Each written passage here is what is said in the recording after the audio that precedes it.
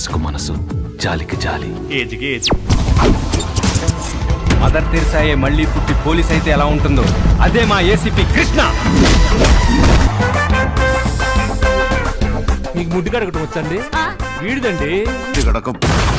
వచ్చి మీ మనుషుల మీద చేసాడంటే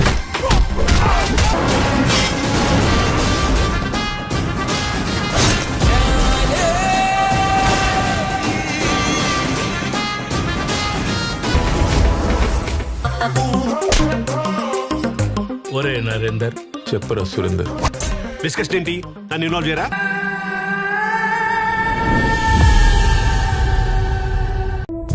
మారే కాలంతో పాటు మనము మారాలి, వయసుతో పాటు ఆశలు కూడా చచ్చిపోవాలి.